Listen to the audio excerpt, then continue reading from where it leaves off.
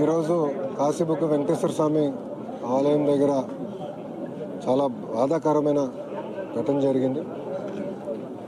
అక్కడున్న భక్తులందరూ ఈరోజు ఏకాదశి అని వెళ్ళి అక్కడ ఎంట్రీ పాయింట్ దగ్గర తోపులాట జరిగి 9 మంది మనం పోగొట్టుకుంటాం జరిగింది. ఒక 16 మంది ఇంజర్ కూడా అయి ఉన్నారు. 3 స్పెషాలిటీ కేర్ అవసరం కనుక వాళ్ళని శ్రీకాకుళం జెమ్స్ కూడా ప్రభుత్వం తరలిస్తాం జరిగింది. ఈ గుడి ఒక భక్తుడు ప్రజల కోసం భూమి కానివ్వండి, గుడికి ఖర్చే ప్రతి రూపాయి పాండా గారన్న పెద్ద ఆయన, సుమారుగా 94 సంవత్సరాల వయసు కలిగిన పెద్ద ఆయన, భక్తుల కోసం వెంకటేశ్వర స్వామి గుడి ఉండాలి, ప్రజల కోసం అందుబాటులో తీసుకురావాలని కట్టారు. ఈరోజు ఇక్కడికి వచ్చిన చాలామంది భక్తులు ఇక్కడికి మొదటిసారి వచ్చిన వారు, కేవలం ఒక 10% మంది ఇది 2వ 3వసారి వచ్చిన వారు. ఈ గుడి గత 4-5 సంవత్సరాలుగా కడతా వచ్చి గడిచిన 4 నెలల్లోనే గుడి ప్రతిష్ట కూడా చేస్తాం జరిగింది. ఇక్కడ లోకల్గా అధికారులు కానివ్వండి, పోలీస్ సోదరులు కానివ్వండి, ఇంతమంది వస్తారని ఎవరికి తెలియలేదు.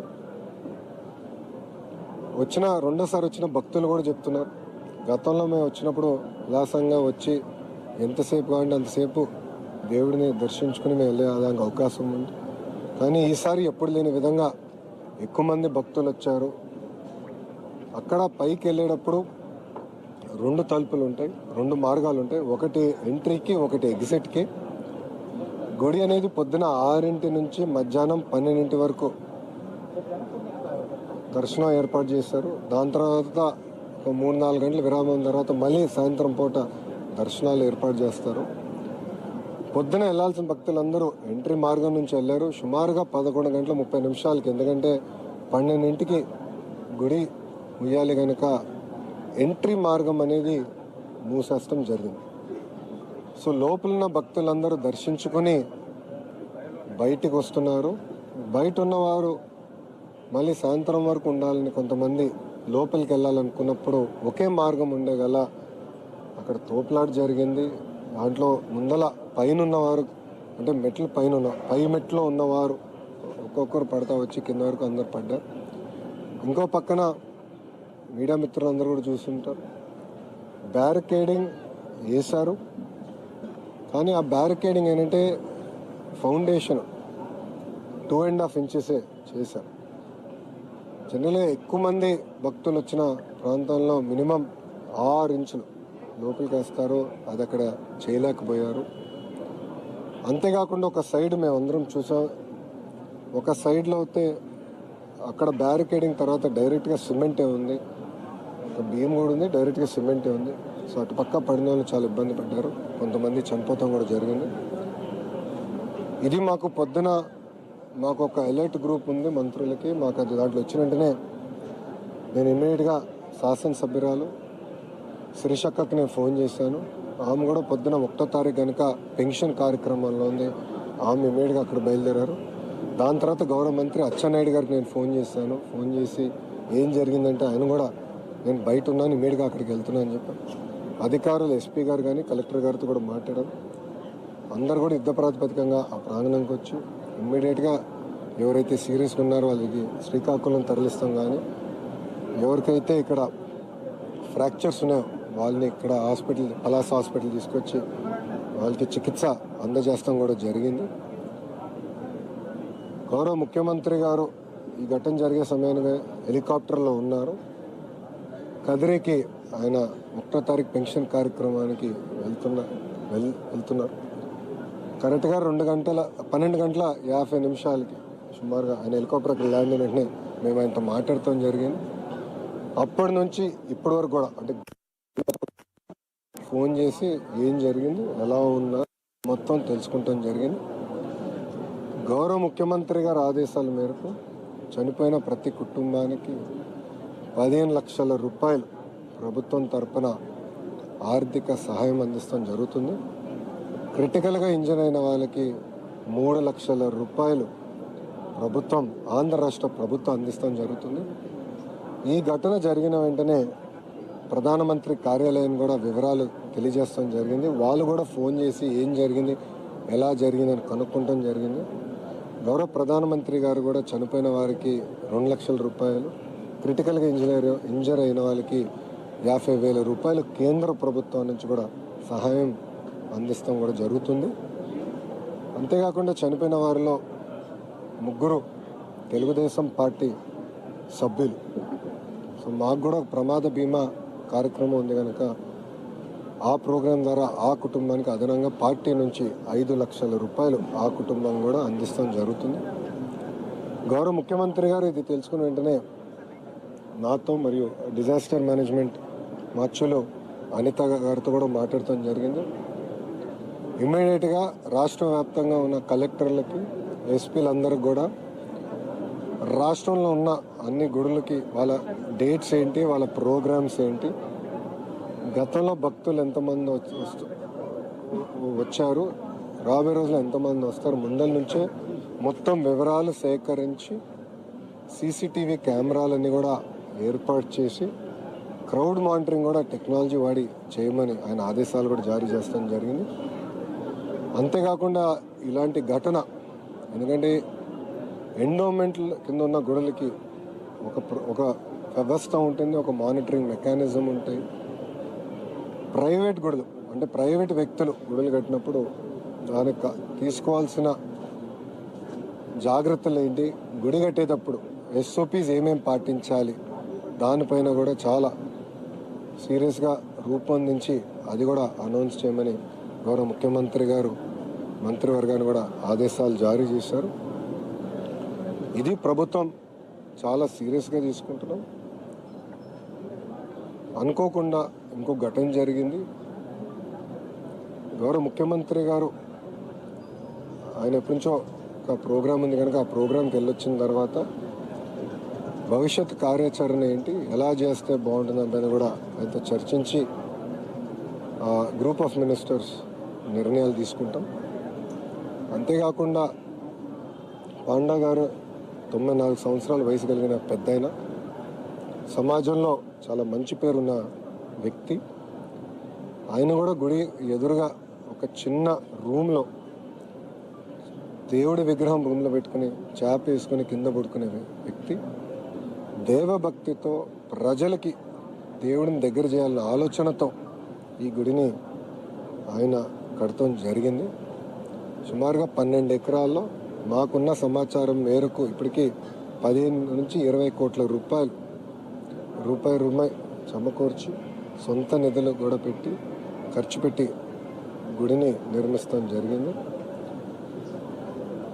అధికారులు ఇప్పుడు మొత్తం వివరాలు తెలుసుకునేదానికి అక్కడున్న పనిచేస్తున్న పురోహితులు కానివ్వండి, పాండా గారు కానివ్వండి, అదేవిధంగా గుడిని నిర్మించిన అంటే కన్స్ట్రక్షన్ వర్క్ చేసిన వ్యక్తులందరినీ కూడా వాళ్ళు కూర్చోబెట్టి వివరాలన్నీ కూడా ఎందుకు ఏమేమి వాడారు, ఎలా కట్టారు, ఎప్పుడు ఏం కట్టారు. ఎందుకంటే ఇది గుడి ఒకేసారి కట్టింది కాదు, కొన్ని దశల వారీగా కట్టుకుంటూ వచ్చారు. మేము కూడా చూసాం, మెట్ల దగ్గర కొంచెం దశల వారి కట్టారు, ముందర చిన్నది కట్టిన తర్వాత దశల వారి కట్టారు.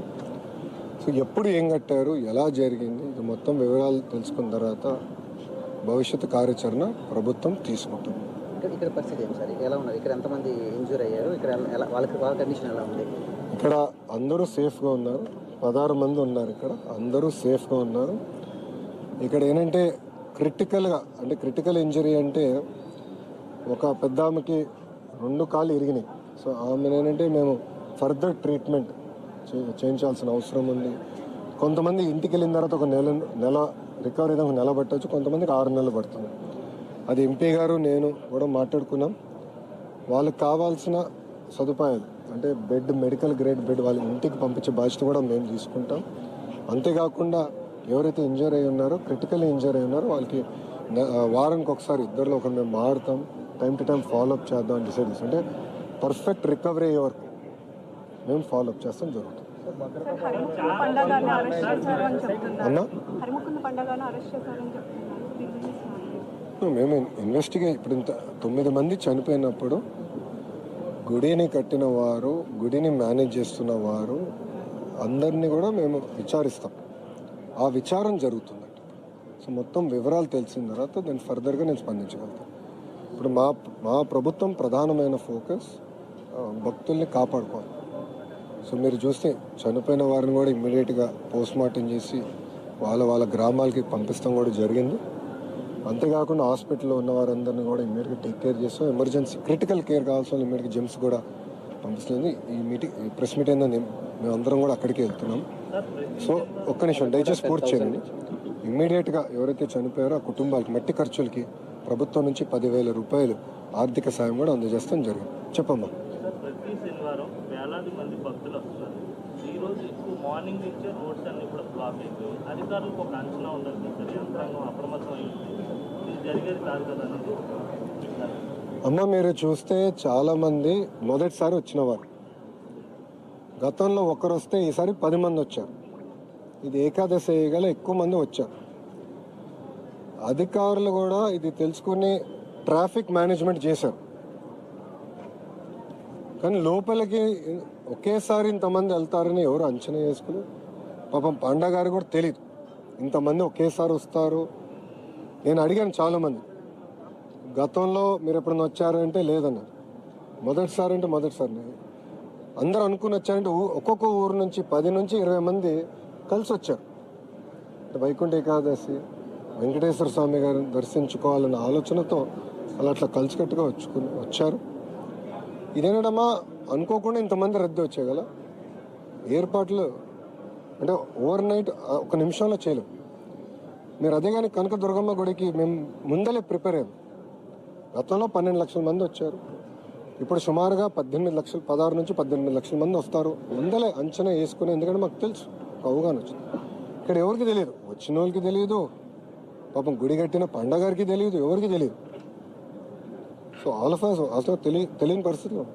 సార్ అర్ధరాత్రి నుంచి కూడా 3 దారుల్లో అంటే ఆ ఆలయానికి రావడానికి 3 దారులు వరకు ఉన్నాయి. కిలోమీటర్ల మేర వరకు పబ్లిక్ క్యూ లైన్లు ఉంటే కనీసం అర్ధరాత్రి నుంచి ఉన్నారని మీరు అంటున్నారు. ఒక్క నిమిషం స్వామి, అర్ధరాత్రి నుంచి ఉన్నారని మీరు అన్నారు. నేను కనుక్కున్నాను, అందరూ పొద్దున వచ్చిన వారు. నేను ఇక్కడ ఉన్న వాళ్ళందరిని అడిగాను, మీరు ఎప్పుడు బయలుదేరారమ్మా అంటే 8:30, 9ంటికి మేము బయలుదేరాం ఊరు నుంచి. ఇక్కడికి వచ్చేగల 10 అయింది. సో 10 మేము వాహనాలన్నీ పార్క్ చేసుకుని నడుచుకుంటూ వచ్చాము అని వాళ్ళు చెప్తాం జరిగింది. వాళ్ళే స్వయంగా చెప్పారు. నేను అందరిని అడిగాను, 16 మందిని నేను ఇక్కడ అడిగానమ్మా. ప్రమాదం జరిగిన వాళ్ళ గురించి కాదు సార్, తెల్లవారుజాము నుంచి కూడా దర్శనాలు జరుగుతున్నాయి. అదేమ్మా మీరే వర్షన్ మార్చారు. I'm sorry to say. మీరేమన్నారు, నేను రాత్రి అన్నారు, పొద్దున ఇప్పుడేమో తెల్లవారుజామున అంటున్నారు. నుంచి కూడా ఒక్క నిమిషం స్వామి, 6ంటికి గుడి తెరుస్తారని చెప్పారు కదా. బోర్డులు మీరు చదివారమ్మా? బోర్డు మేము చదివానమ్మా.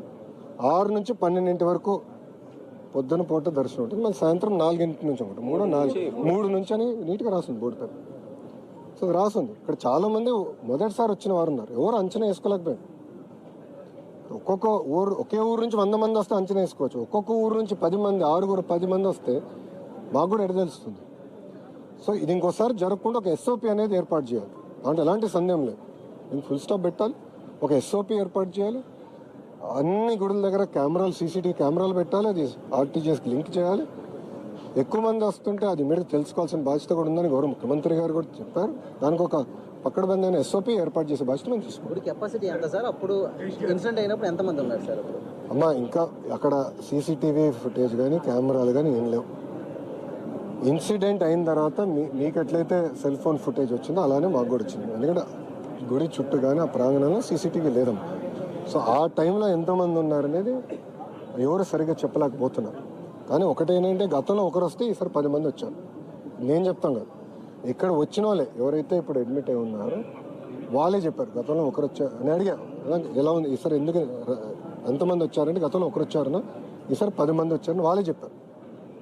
భార్య భర్తలు 2 ఉన్నారు. సో వాళ్ళే చెప్పారు. సో దాన్ని బట్టి ఎప్పుడు లేని విధంగా రద్దు అనేది జరిగింది. భద్రతా లోపాలు ఏమైనా గుర్తించారా? డిజిటల్ మీడియా వల్ల ఇప్పుడు టెంపుల్స్ కానీ చిన్న టెంపుల్స్ ఈ మధ్య క్రౌడ్ పెరుగుతున్న పరిస్థితి. సో ఒకప్పుడు దేవాదాయ శాఖ పెద్ద టెంపుల్స్లోనే ఉంటాయి. సో వీటి మీద ఈరోజు ఇన్సిడెంట్ ఫేస్ చేస్తుంది ప్రభుత్వం కూడా.